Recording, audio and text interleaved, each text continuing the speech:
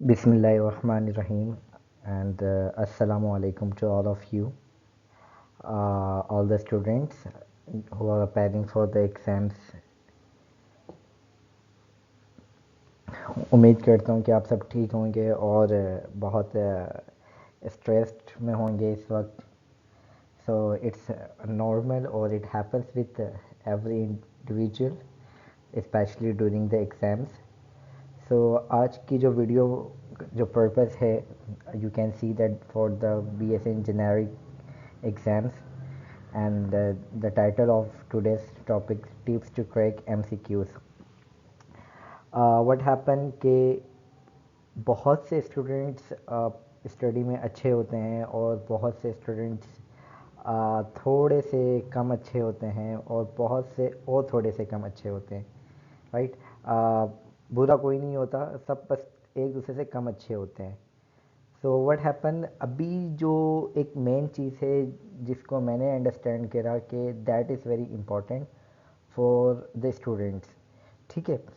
ये एक्चुअली आपको I will not teach you and I will not give you knowledge about related to your academics.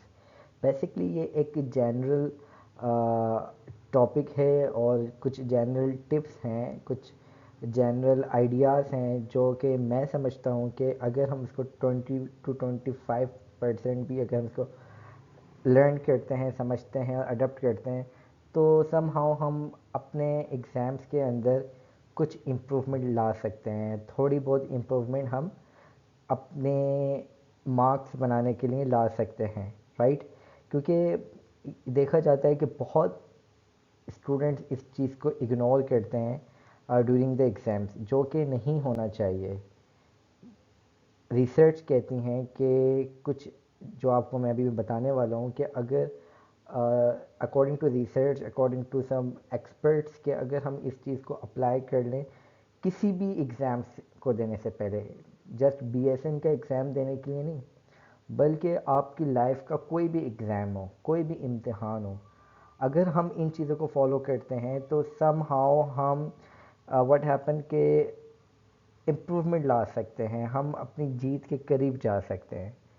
तो I think I don't need to give my introduction as my name is Mohammed Samer. I am an English language teacher and currently I'm teaching to the generic BSN students.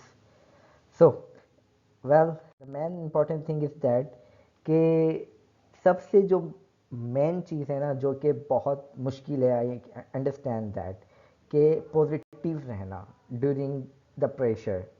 क्योंकि exams का एक pressure होता है student के ऊपर, negative thoughts आ रही होती हैं, डिफरेंट चीज़ें स्टूडेंट्स को डरा रही होती हैं, एक फियर होता है जो कि एक नेचुरल है, जो कि हर किसी के साथ ज़िंदगी में किसी ना किसी स्टेज पर होता है, राइट. अब मैं इसमें ये नहीं कहूँगा कि जस्ट उन स्टूडेंट्स को होता है कि जो नहीं पढ़ते, जो पूरे सेमेस्टर स्टडी अच्छे से नहीं करते और जो सेमेस्टर को अच्छे से स्टडी करते हैं.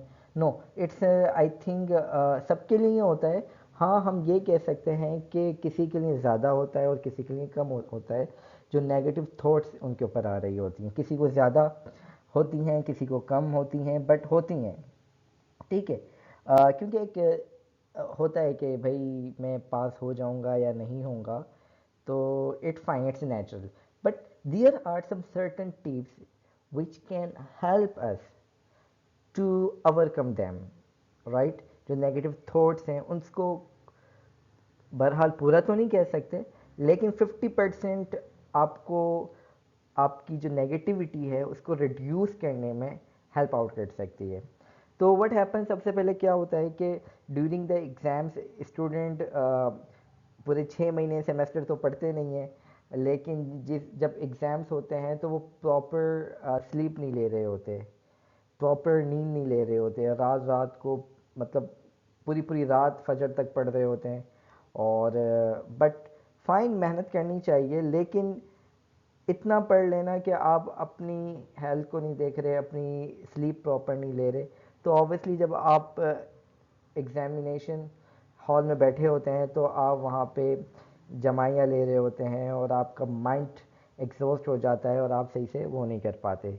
तो one of the first point जिसको मैं थोड़ा सा एक्सप्लेन करूँगा कि everyone, everybody should have a strong relation with your Lord, with your Almighty, whatever your religion is, right? जिस पर आपको बिलीव है और आपकी एक स्ट्रॉन्ग बॉन्डिंग होनी चाहिए। आप एक आपका जो रिलीजन है उसमें आप जिस अपने खुदा की इबादत करते हैं, आप अपने अल्लाह की इबादत करते हैं, आपका एक स्ट्रॉन्ग बॉन्डिंग होनी चाहिए। इट हैपन्स के एग्ज़ाम्स के डेज़ में या जब कोई मुश्किल वक्त आता है, लोग नमाज़ें पढ़ रहे होते हैं, दुआएं कर रहे होते हैं, चर्च जा रहे होते हैं, लेकिन ये तो पूरे साल होना चाहिए, बट स्पेशली लोग एग्ज़ाम्स के डेज करते हैं, लेकिन इट्स फाइन। तो सबसे पहले कि आपका एक स्ट्रॉन्ग रिलेशन होना चाहिए। आप दुआएं मांगें, विच इज़ वेरी इंपॉर्टेंट। दुआओं से तकदीरें बदलती हैं, और राइट। सो दुआएं मांगें। अगर आप अपना डे स्टार्ट करते हैं तो सबसे पहले प्लीज़ अपनी प्रॉपर नींद लें। स्ट्रेस हो रहा है, राइट, फाइन, लेकिन आपको प्रॉपर नींद लेनी चाहिए। सेकंड, जब सुबह उठते हैं आप नमाज़ पढ़ें, आपकी जो इबादत है दुआ करें। देन सेकेंडली आप एक्सरसाइज, जो कि बहुत इम्पॉर्टेंट है, राइट। रिसर्च कहती है कि जब आप कोई टफ काम करने जा रहे होते हैं, कोई इम्तिहान होता है, एक आप पर प्रेशर होता है, एक आपकी बॉडी के अंदर एक प्रेशर बन रहा होता है जो कि आपको डिस्टर्ब कर रहा होता है, तो उसको रिलीज़ करने के लिए सबसे अच्छा ऑप्शन है आप एक्सरसाइज करें, राइट। अगर आप एग्ज़ाम्स डे वाले दिन सुबह जल्दी उठ जाते हैं, आप नमाज वगैरह पढ़ने के बाद must go for the exercise. अब इट डिपेंड्स ऑन यू। आप एक वॉक, मॉर्निंग वॉक पे जा सकते हैं 20-25 मिनट, आप पुशअप्स लगा सकते हैं, आप चिन अप कर सकते हैं, जो भी आप समझते हैं कि आप घर में रह के वो एक्सरसाइज कर सकते हैं, कार्डियो हो गई, या आप बाहर जाके आप रनिंग कर सकते हैं, मस्ट डू दैट।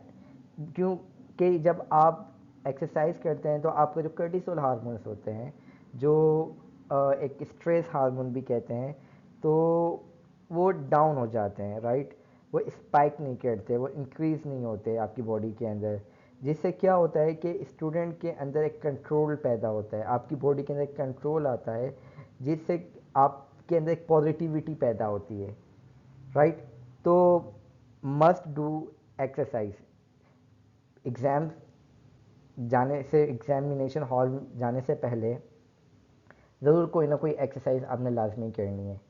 अच्छा, उसके बाद क्या होता है कि स्टूडेंट्स जनरली 95% जो टेंशन के मारे ब्रेकफास्ट नहीं करते, नाश्ता नहीं करते, खाली पेट चले जाते हैं, या तो जाते हैं तो सिर्फ चाय पीकर चले जाते हैं, और प्रॉपर कोई हेल्दी फूड नहीं लेते। तो काइंडली इस चीज़ को स्किप ना करा करें कि हेल्दी फूड एक अच्छा ब्रेकफास्ट करके जाए, ताकि आपकी बॉडी के अंदर न्यूट्रिशंस पूरी हो और वो आपकी माइंड तक पहुँचे, जब भी तो आपका दिमाग काम करेगा।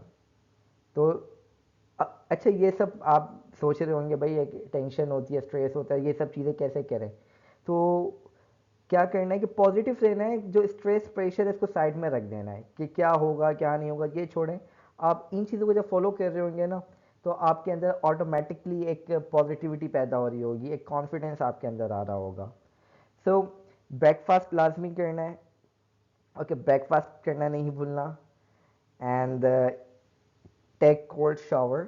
अगर अच्छी बात है, नहा कर जाएँ, साफ़ सुथरे होकर जाएँ, आपके पास स्मेल नहीं आनी चाहिए, और एक टेक कोल्ड शावर लें अगर गर्मियाँ हैं। व्हाट हैपन कि आपकी बॉडी तरोताज़ा हो जाएगी, आप फ्रेश हो जाएंगे, एक आपको एक अच्छा फील आएगा आपके अंदर, जो कि आपके कॉन्फिडेंस को बिल्ड करेगा, ओके, एंड आपके अंदर कॉन्फिडेंस बिल्ड करेगा। So go for that, must take shower. और एग्ज़ामिनेशन हॉल पहले पहुँचें। कुछ स्टूडेंट्स क्या करते हैं कि वो बिल्कुल 5 मिनट पहले एग्ज़ाम से पहले पहुँच रहे होते हैं। क्योंकि देखें, आप कहीं भी जाते हैं, आप एक क्रिकेटर की एक मिसाल ले लें, वो जब किसी ग्राउंड में पहुँचता है तो वो ग्राउंड के इन्वायरमेंट को जज करता है, क्योंकि क्या होता है कि इन्वायरमेंट जो होता है ना, वो आप जब उससे फेमिलियर हो जाते हैं तो समहाउ आप अपने प्रेशर को मिनिमाइज़ कर सकते हैं। आप पर जो एक स्ट्रेस होता है, आप एक जो टेंशन्स ले रहे होते हैं, व्हाट वुड हैपन कि जब आप थोड़ी देर आप अपनी चेयर पे बैठे हुए हैं, आप इर्द गिर्द के लोगों से बातें कर रहे हैं, आप अपने इर्द गिर्द की चीज़ों को ऑब्जर्व कर रहे हैं, इससे आपका प्रेशर, आपका जो एग्ज़ाम का प्रेशर है वो आप पर कम होगा और आपका जो स्ट्रेस लेवल है वो आपका कम हो जाएगा। ख़त्म तो नहीं होगा लेकिन कम हो जाएगा। तो करना क्या है कि आप कोशिश करें कि एग्ज़ामिनेशन हॉल वक्त से पहले पहुँचें। हम जब लेट पहुँचते हैं, जब कुछ थोड़ी देर पहले होती है, हम देखते हैं, अब जाहिर सी बात है वहाँ हम स्टूडेंट्स को देख रहे होते हैं, हर कोई परेशान हालत में बैठा हुआ होता है और जो टीचर्स होते हैं, जो इन्विजिलेटर्स होते हैं, उनको देखकर हमारे अंदर एक खौफ आना लग जाता है, पसीना आना शुरू हो जाता है। बस इस टेंशन ले ली और क्या होता है कि क्लास और स्टूडेंट्स के व्हाट हैपन के हमारा हम अगर स्ट्रेस को कंट्रोल नहीं कर पाते ना, वहीं पे सारा काम ख़राब हो जाता है। वहाँ फिर हमें अच्छा आता भी होना, हम समहाउ बस डगमगा जाते हैं। तो ये जो पॉइंट्स मैं आपसे डिस्कस कर रहा हूँ, ये समहाउ आपको हेल्प करेंगे अगर आप इसको फॉलो करते हैं, राइट? क्योंकि स्ट्रेस को मैनेज करना इट्स वेरी हार्ड, क्योंकि आपको जो एग्ज़ाम होता है वो तकरीबन 45 टू 50 मिनट्स का आपका एग्ज़ाम होता है और you have 40 questions, right? Well, ये जो मैंने आपको से को पॉइंट्स बताए हैं, बेसिकली ये जो पॉइंट हैं ये जस्ट आपको एनी हाउ इसकी हैबिट्स बनानी है, आपके अंदर हैबिट्स पैदा करनी है, एक्सरसाइज करनी है, राइट? फर्स्ट पॉइंट, उठ के नमाज़ पढ़नी है, अल्लाह से एक अच्छी बॉन्डिंग करनी है, एक अच्छा गुड डीड करना है, एक नहीं जितने चाहे कर सकते हैं, it's up to you, right? आपने एक्सरसाइज लाजमी करनी है, 5 मिनट्स करें, 10 मिनट्स करें, it's up to you, but do this, right? करें लाजमी। टाइम मैनेजमेंट, टाइम मैनेजमेंट हम कह सकते हैं is the key of the success. जो शख्स अपना टाइम मैनेज कर लेता है, वो अच्छी तरह और डिसिप्लिन के साथ ऑर्गेनाइज्ड वे में अपने काम को कर सकता है, राइट? तो अब आपके पास तो टाइम ही लिमिटेड है during the exam for the specially BSN students, चाहे वो सेमेस्टर 1 2 3 4 5 किसी भी सेमेस्टर से वो बिलोंग करते हों। टाइम मैनेजमेंट बहुत इंपॉर्टेंट है क्लास। टाइम मैनेजमेंट के लिए कुछ टिप्स, कुछ ट्रिक्स मैंने कुछ अपनी ऑब्जर्वेशन से और कुछ गूगल के आर्टिकल्स के थ्रू, एक्सपर्ट्स जो टेस्ट बनाते हैं उनके आर्टिकल्स को स्टडी करके मैंने कुछ टिप्स एंड ट्रिक्स लर्न किए हैं और मैं चाहता हूँ कि वो मैं आपके साथ शेयर करूँ। और ज़रूरी नहीं है कि वो हर एक स्टूडेंट के लिए बेनिफिशियल हो सकता है किसी को वो सूट करे, किसी को ना सूट करे। So according to you, according to your interest, अगर आपको लगता है कि अगर आप इसको प्रैक्टिस करते हो या आपको हेल्प कर रहा है तो डू फॉर इट। अगर नहीं करता, it fine, then go for जो आपको सूट करता है। इसमें कुछ चीज़ें हैं, एक तो स्ट्रेस मैनेजमेंट की हमने बात की। ऑलरेडी स्ट्रेस मैनेजमेंट जब ही होगी जब हम हमारा माइंड पॉजिटिव एनर्जी के साथ होगा, हमारे अंदर कॉन्फिडेंस होगा। उसके लिए मैंने आपको टिप्स एंड ट्रिक्स बताई कि आपने किस तरह से स्टार्ट लेना है सुबह का, किस तरह से आपने एक प्रॉपर डिसिप्लिन के साथ आपने चीज़ें करनी है, ठीक है? डिसिप्लिन आपके अंदर होना चाहिए। अ, हाँ, एक चीज़, अगर आप सुबह जल्दी उठ जाते हैं लेकिन रात को आप जल्दी सो रहे हैं और सुबह जल्दी उठ के आपको एक और अपॉर्चुनिटी है कि आप अपना जो पेपर है उसको आप ज़रूर रिवाइज़ करें, क्योंकि मॉर्निंग टाइम में आपकी जो माइंड लर्निंग कैपेसिटी होती है वो बिल्कुल एक फ़्रेश होती है। तो दैट विल हेल्प यू, तो गो फॉर इट। मॉर्निंग में उठ के ज़रूर पढ़ें, बजाय कि आप रात में सोने पूरी रात लगा दें और नींद पूरी ना लें और फिर आप ना यहाँ के रहें ना वहाँ के, ठीक है? स्टे पॉजिटिव, सब्र रखें, ओके? सब्र इज़ वेरी इंपॉर्टेंट।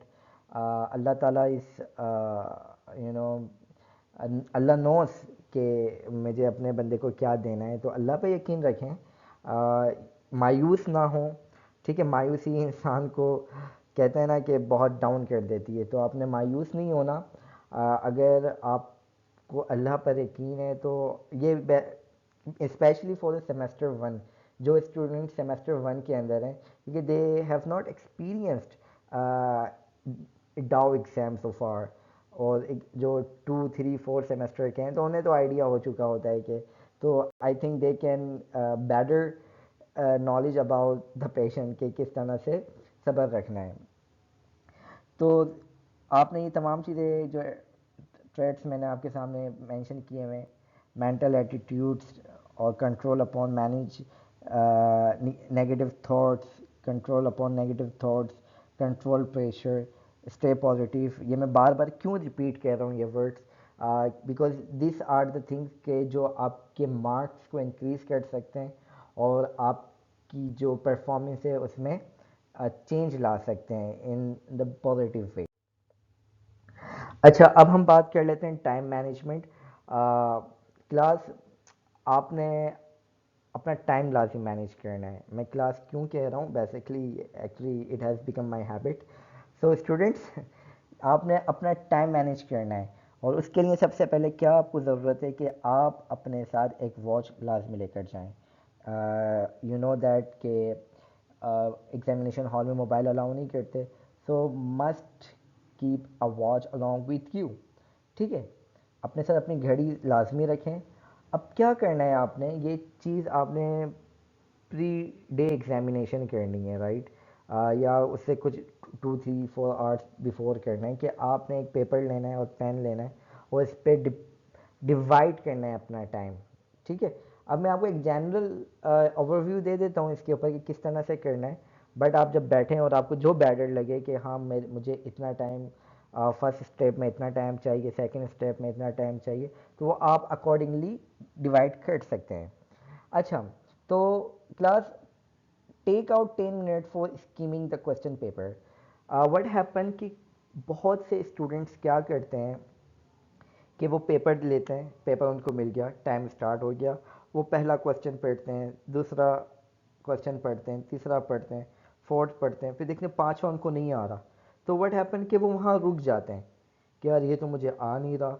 अच्छा, अब क्या होता है कि अब उन पर स्ट्रेस आना शुरू हो जाता है, वो टेंशन लेना स्टार्ट कर देते हैं। ठीक है, लेकिन उनको ये पता नहीं चल रहा होता कि भाई टाइम भी उनका ज़्यादा जा रहा है, कि टाइम कंजम्पशन ज़्यादा होती है जब आप सोचने लग जाते हैं। ये याद रखिएगा, जब हम किसी चीज़ सोच विचार में पड़ जाते हैं तो हमें टाइम का कुछ पता नहीं होता। तो वो चौथे सवाल पर ही रुका हुआ है, उसने 5 मिनट 4 मिनट ज़ाया कर दिए, फिर उसने 2 3 MCQs करे, फिर नीचे आके देखा वहाँ एक सवाल नहीं आ रहा, नहीं आ रहा, नहीं आ रहा, और क्या होता है कि 15 20 मिनट के अंदर उसके कुछ ही MCQs ठीक हुए होते हैं, यानी 14 से 15 MCQs उसने करे होते हैं। ठीक है, और देन क्या होता है कि जब टाइम ख़त्म हो रहा होता है और फिर उसके पास कोई ऑप्शन नहीं होता, वो जल्दी जल्दी बस टिक कर रहा होता है कि किसी भी ऑप्शन पे वो टिक करता चला जाए। ऑप्शन 2, वो मतलब वो कहता है यार बेहतर है कि मैं कोई MCQs छोड़ दूँ, चाहे टिक करो और पेपर दो, अल्लाह मालिक है, तुक्का लग गया तो लग गया। ठीक है, तो इससे क्या होता है कि आपको जो MCQs नीचे जो लास्ट में दिए होते हैं, अगर वो आपको आते भी होंगे ना, लेकिन टाइम की वजह से आप उसको प्रॉपर तरीके से प्रॉपर सोच कर आंसर नहीं दे सकते। तो करना क्या है कि शुरू के जो 10 मिनट हैं आपने पूरे 1 से लेकर 40 तक आपने अपने क्वेश्चंस को गो थ्रू करना है। ठीक है, पेंसिल रखनी है और आपने जस्ट स्कीम करनी है। आपने ज़रूर इसको अपने रीडिंग कॉम्प्रिहेंशन में टेक्निक सीखी होंगी स्कीमिंग स्कैनिंग की, तो आपने स्कीमिंग करनी है। आपने पहला देखना है right, second, third, fourth, five, जो आपको लगता हो ना कि ये ऑप्शन मुझे आता है, आप उसी टाइम उसको टिक कर दें।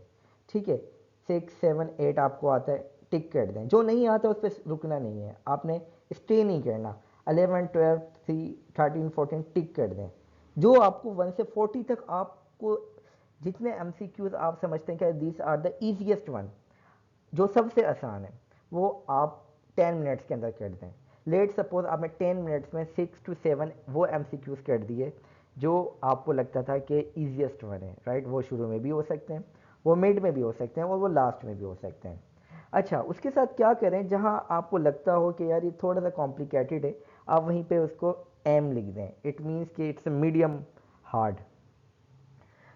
सो अब बाकी की जो 20 मिनट्स हैं, आपने क्या करना है कि स्कैनिंग करें। जो आपको लगता था कि यार थोड़े से हार्ड है, तो आप उसको थोड़ा सा गो थ्रू करें, उसको पढ़ें। देन क्या होगा कि उन 20 मिनट्स के अंदर आपको दोबारा एक चांस मिलेगा उन एमसीक्यूज़ को दोबारा पढ़ने का। ठीक है, एक तो आप 10 मिनट्स में आपने स्कीमिंग की होती है, आप फिमिलियर हो जाते हैं, देन आप दोबारा उसको पढ़ते हैं 1 से 40 तक, तो आपको और अच्छे से आप उसको अंडरस्टैंड कर लेते हैं जो आपको फर्स्ट 10 मिनट्स में समझ नहीं आया होता। तो उस 20 मिनट्स के अंदर आप 8 9 10, अगर 20 मिनट के अंदर आप 10 एमसीक्यूज़ या 12 एमसीक्यूज़ कर रहे हैं, तो इट मीन्स कि आपके 30 मिनट्स के अंदर एटलीस्ट 20 एमसीक्यूज़ हो जाते हैं। एटलीस्ट 20, ये मैं मिनिमम बता रहा हूँ, इससे ज़्यादा भी हो सकते हैं। ठीक है, ये वो एमसीक्यूज़ हैं जो आपने प्रॉपर कंसंट्रेशन के साथ करें। अब व्हाट हैपन कि आपके पास रिमेनिंग टाइम है 15 मिनट्स, 20 मिनट्स आपके पास बचता है, और अब वो एमसीक्यूज आपके पास रह गए हैं, वो क्वेश्चंस आपके पास रह गए हैं जो कि आपको लगता है कि these are the hardest one, जो सबसे मुश्किल है। तो होता क्या है कि जाहिर सी बात है, स्टूडेंट्स पे तुक्का लगाते हैं कि यार ये तो हमें बिल्कुल समझ नहीं आ रहा, लेकिन आपके पास 10 मिनट्स फिर भी हैं। लेट सपोज अगर आप ईच एमसीक्यूज पे 2 मिनट लगा रहे हैं, राइट, तो आप एटलीस्ट 5 ऐसे एमसीक्यूज हैं जो प्रॉपर कंसंट्रेशन के साथ कर सकते हैं, राइट। तो आपके 25 MCQs minimum minimum proper correct हो सकते हैं। अगर मैक्सिमम पे जाएं तो 30 35 36 भी आपके अच्छे हो सकते हैं।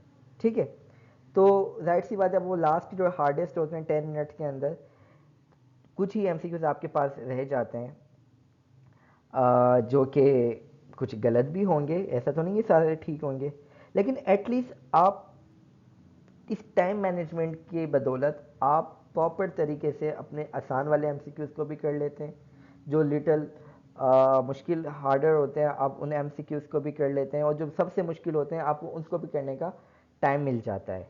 ठीक है, और मस्ट टेक आउट 5 मिनट्स और 2 मिनट्स और 3 मिनट्स टू प्रूफ रीडिंग, कि आप जब उन आंसर्स को, क्वेश्चन को दोबारा प्रॉपर तरीके से आप पढ़ें, कि सब हाउ के हो सकते हैं उन 5 मिनट्स के अंदर आप 2 से 3 और एमसीक्यूज कर सकते हैं। ठीक है, तो इससे क्या होगा, क्लास आपको कोई टाइम का प्रेशर नहीं होगा कि मेरा टाइम ज़ाया हो रहा है, मुझे वक्त नहीं मिला करने का।